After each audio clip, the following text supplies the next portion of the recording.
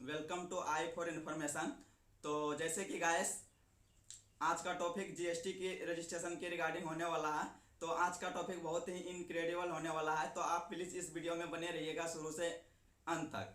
तो गाइस आप जीएसटी के लिए कैसे रजिस्ट्रेशन करेंगे और इसके अंदर आप आधार ऑथेंटिकेशन एंड वेरिफिकेशन कैसे करेंगे, ये सारी चीज़ों को लेकर मैं स्टेप बाय स्टेप बारीकी से बात करूंगा। तो आप कंप्लीट वीडियो को एंड तक देखना। तो चलिए वीडियो शुरू करते हैं।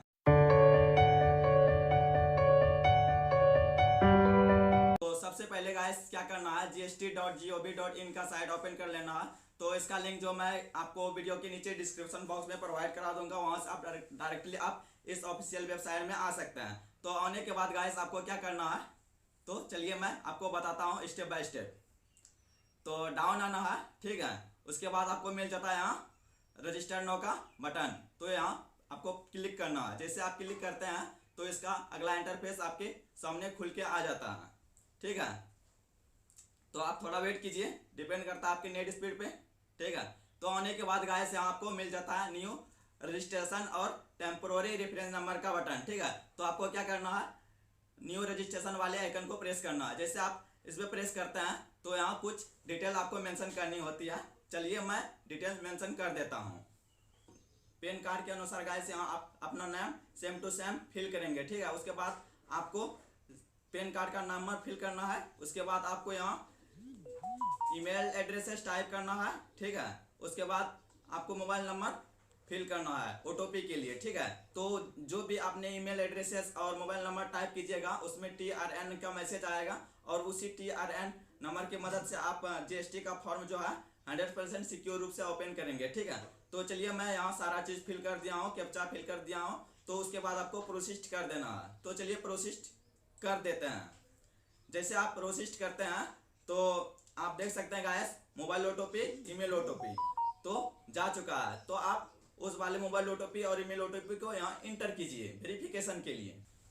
तो जैसे कि दोस्तों मैं ईमेल ओटीपी और मोबाइल ओटीपी यहाँ फिल कर दिया हूँ। उसके बाद आपको प्रोसीड कर देना है आगे बढ़ने के लिए।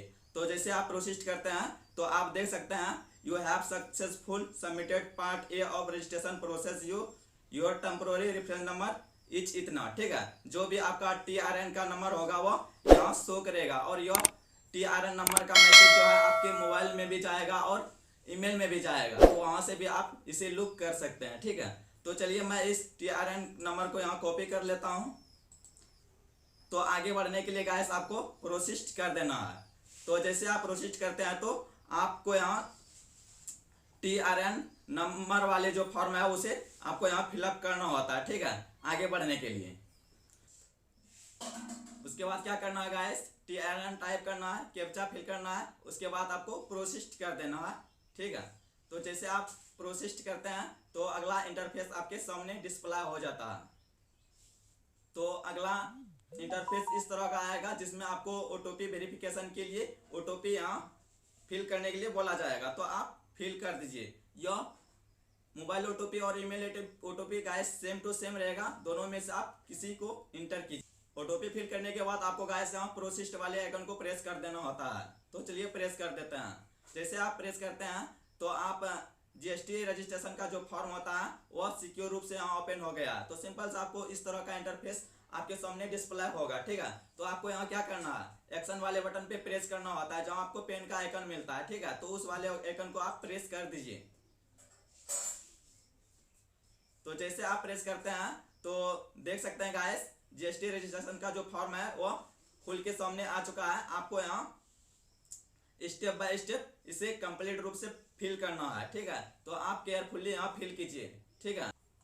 तो दोस्तों आप यहाँ देख रहे हैं ये जितने सारे टेप हैं उसमें सही का टिक आ रहा है, क्योंकि मैंने इसे पहले से ही फिलअप करके रखा हुआ है, ठीक है। तो मैं आपको कंप्लीट बताऊंगा स्टेप बाय स्टेप कैसे आप फिल करेंगे, तो आप बने रहिएगा, ठीक है। तो चलिए पहला मिल जाता है आपको बिजनेस डिटेल, जिसमें आपको बिजनेस डिटेल फिल करनी होती है, ठीक है गाइस। तो आप ट्रेड नेम में क्या चूज करेंगे मैं आपको बता दूं, मतलब कि गाइस आप बिजनेस किस नाम से मतलब ओपन करना चाहते हैं वो यहाँ फिल करेंगे। तो उसके बाद आपका आ जाता है कंस्टिट्यूशन ऑफ बिजनेस। तो आप यहाँ प्रोपराइटरशिप चूज कर लेंगे। तो उसके बाद आ जाता है नेम ऑफ द स्टेट, वो आपको एटोर आता है, ठीक है। उसके बाद आपको यहाँ डिस्ट्रिक्ट चूज करना होता है। आप मतलब कि गाइस आप बिजनेस जो है किस डिस्ट्रिक्ट में मतलब ओपन करना चाहते हैं वो डिस्ट्रिक्ट यहाँ चूज कर लीजिए, ठीक है। उसके बाद आप आ जाइए नीचे रीजन ऑफ ऑब्टेन रजिस्ट्रेशन, मतलब कि गाइस आप जीएसटी रजिस्ट्रेशन जो कर रहे हैं वो किस चीज के लिए कर रहे हैं वो आपको यहाँ टाइप करनी होती है, ठीक है। तो ये सारी चीज करने के बाद गाइस आपको यहाँ डेट मेंशन करनी होती है। डेट आप दोनों वाले बॉक्स में बहुत डेट आप सेम रख सकते हैं, आप चाहे प्रेजेंट डेट भी रख सकते हैं, जैसे कि मैंने यहाँ फिल किया है। तो उसके बाद आपको सेव एंड कंटिन्यू कर देना है, ठीक है। जैसे आप सेव एंड कंटिन्यू करते हैं तो सेकेंड स्टेप आपके सामने आ जाता है। तो सेकेंड स्टेप आप यहाँ फिल कर लीजिए, जिसमें आपको मिल जाता है डिटेल्स ऑफ प्रोपराइटर, मतलब कि गाइस आपने प्रोपराइटरशिप के जो ऑप्शन चुना है उसका जो डिटेल होता है वो आपको यहाँ मेंशन करनी होती है। तो चलिए मैं चूज कर लेता हूँ। जैसे कि गाइस आप देख सकते हैं first name, middle name, last name Gopal Kumar Mandal, ठीक है, आ रहा है। क्योंकि मैंने जो पैन कार्ड यूज किया है जिस भी एप्लीकेंट का वो ऑटो आ जाता है बाय डिफॉल्ट। एक चीज करने के बाद गाइस आप यहाँ नेम ऑफ फादर्स, मतलब कि गाइस आपका पिताजी का नाम क्या है वो टाइप करनी होती है, और date of birth, mobile number, email addresses. अगर आप चाहते हैं कि मोबाइल नंबर और ईमेल एड्रेसेस सभी जगह सेम टू सेम रखिए तो आप रख सकते हैं, क्योंकि ये भी ज्यादा बेटर ही होगा। तो चलिए ये सारी चीज करने के बाद आप जेंडर चूज कीजिए। उसके बाद स्टेटस में ऑनर रखिए, ठीक है, मतलब कि आप का जो बिजनेस में भाई क्या रोल है वो यहाँ मेंशन करनी होती है, ठीक है।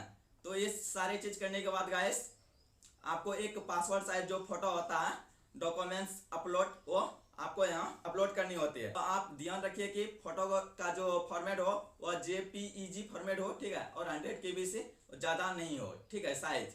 और आपको यहाँ मिल जाता है अदर इन्फॉर्मेशन में आल्सो ऑथराइज सिग्नेचरी। इसका मतलब क्या है समझिए। जैसे कि गाइस आपने जो अभी प्रोपराइटरशिप अभी सिलेक्ट किया है, प्रोपराइटर के अंदर उसी का सिग्नेचर या उसी के जो मोबाइल नंबर या मेल एड्रेसेस है उसी में ओटीपी जाना चाहिए या नहीं। अगर जाना चाहिए तो इसे आप इनेबल कीजिए, नहीं तो इसे आप डिसेबल नहीं रखिए, बंद नहीं रखिए। तो ये चीज करने के बाद गाइस आप इसे सेव एंड कंटिन्यू कर देंगे। सेव एंड कंटिन्यू करने के बाद गाइस आपको मिल जाता है थर्ड स्टेप। थर्ड स्टेप में आपको क्या करना है, डिटेल्स ऑफ ऑथराइज्ड सिग्नेचरी। जैसे कि मैंने यहाँ प्राइमरी ऑथराइज्ड सिग्नेचरी पे टिक करके रखा हुआ हूँ, क्योंकि मैं जो चाहता हूँ कि बिजनेस करते समय जो भी ईमेल में ओटीपी या मोबाइल में ओटीपी आएगा वो प्रोपराइटरशिप के ही मोबाइल नंबर और एड्रेसेस में आएगा, ठीक है, आए। तो इसके करने के लिए आपको यहाँ टिक करना होता है। तो टिक करने के बाद गाइस यहाँ आपको सेव एंड कंटिन्यू कर देना है। जैसे आप सेव एंड कंटिन्यू करते हैं तो यहाँ फोर्थ स्टेप में आपसे पूछा जा रहा है डिटेल्स ऑफ ऑथराइज्ड रिप्रेजेंटेटिव, मतलब कि गाइस जैसे कि अगर आप दुकान में नहीं है, मतलब शॉप में जो भी आप बिजनेस ओपन करना चाहते हैं उस वाले शॉप में अगर आप नहीं है तो आपके प्रेजेंट में आपके अनुपस्थिति में मतलब कोई दूसरा पर्सन अगर आपका वर्क करता है, अगर आपके पास है, ठीक है, तो आप इसे इनेबल कीजिए, नहीं तो इसे आप डिजेबल ही रहने दीजिए, ठीक है। तो मैं यहाँ इसे डिजेबल रखता हूँ। उसके बाद आपको सेव एंड कंटिन्यू कर देना है। जैसे आप सेव एंड कंटिन्यू करते हैं तो आप यहाँ देख सकते हैं details of principal palace of business, मतलब कि आप बिजनेस कहाँ करना चाहते हैं वो डिटेल आपको यहाँ मेंशन करनी होती है। तो जैसे कि गाइस मैं ये सब पहले से ही फिल करके रखा हूँ, ठीक है, तो आप भी इसी तरह से फिल कीजिएगा, ठीक है। तो उसके बाद आ जाता है गाइस यहाँ सेक्टर, सर्किल, वाट, चार्ज, ये सारी चीज आपको यहाँ कहाँ से मिलेगा मैं आपको बता दूं। जैसे कि रेफर द लिंक, जैसे आप इस लिंक पे क्लिक कीजिएगा तो आप का जो डिटेल्स है वो ऑटो आ जाता है, ठीक है। तो उसके बाद आ जाता है कॉन्टेक्ट इन्फॉर्मेशन। कॉन्टेक्ट इन्फॉर्मेशन में आपको क्या करना है, ऑफिस ईमेल एड्रेसेस, मतलब कि आप ऑफिस में क्या ईमेल एड्रेसेस रखना चाहते हैं वो फिल कीजिए, और मोबाइल नंबर फिल कीजिए। आप यहाँ दोस्तों सभी जगह मोबाइल नंबर और ईमेल एड्रेसेस सेम ही रखिए तो ज़्यादा बेटर होगा। तो उसके बाद आ जाता है guys nature of possession of premises, ठीक है। तो इसका मतलब क्या है समझिए, कि मतलब कि भाई आपका जो बिजनेस है उसमें आपका क्या रोल है वो सिलेक्ट कीजिए। तो मैं यहाँ ऑन रखा हूँ। उसके बाद गाइस एड्रेसेस प्रूफ के लिए एक डॉक्यूमेंट्स अपलोड करनी होती है। जैसे कि मैंने यहाँ इलेक्ट्रिसिटी बिल अपलोड किया है।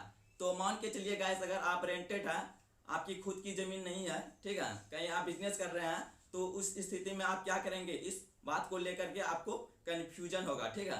तो समझिए, मान के चलिए आप रेंटेड है, मतलब लीज वगैरह या किराए नामे में आप रह रहे हैं, तो जो भी बिजली बिल होगा वो तो मालिक के नाम से ही आएगा, तो वो वाली बिल आपको यहाँ अपलोड करनी होती है, ठीक है। तो ये सब करने के बाद guys nature of business activity being carried out at above mentioned premises, ये वाले ऑप्शन आपको देखने को मिलता है। मतलब कि गाइस इसका मतलब क्या है समझिए, आप किस किस चीज के लिए जीएसटी ले रहे हैं वो यहाँ आपको टिक करना होता है, सिलेक्ट करना होता है। जैसे कि मैंने कर दिया, उसके बाद आपको यहाँ नीचे मिल जाता है have additional places of business, क्या आपके पास एडिशनल पैलेज ऑफ बिजनेस है? इसके अलावा अगर है तो इसे इनेबल कीजिए, नहीं तो इसे बंद ही रखिए। तो ये सारी डिटेल आपको मेंशन करनी होती है। उसके बाद आपको सेव एंड कंटिन्यू वाले ऑप्शन को प्रेस करना होता है, ठीक है गाइस। तो जैसे आप प्रेस करते हैं सेव एंड कंटिन्यू वाले आइकन, तो यहाँ आपको मिल जाता है details of additional places of your business. अगर आप इसे इनेबल करते तो आपको यहाँ डिटेल्स जो होता है वो मेंशन करनी होती इस वाले फॉर्म में, ठीक है, मतलब फॉर्म खुल के आता, ठीक है। तो मैं इसे डिजेबल करके रखा हुआ हूँ। तो उसके बाद आपको यहाँ कंटिन्यू कर देना है आगे बढ़ने के लिए। जैसे आप कंटिन्यू कर देते हैं गाइस, तो आपको मिल जाता है 5 स्टेप। 5 स्टेप में आपको क्या करना है, डिटेल्स ऑफ गुड्स, मतलब कि गाइस आप जो बिजनेस करना चाहते हैं, जीएसटी नंबर ले रहे हैं, वो किस किस चीज के लिए ले रहे हैं, वो HCN चैप्टर यहाँ टाइप करनी होती है। अगर आप सर्विसेज कर रहे हैं तो यहाँ सर्विसेज वाले बटन को प्रेस कीजिएगा, यहाँ आपको डिटेल मेंशन करनी होती है, ठीक है।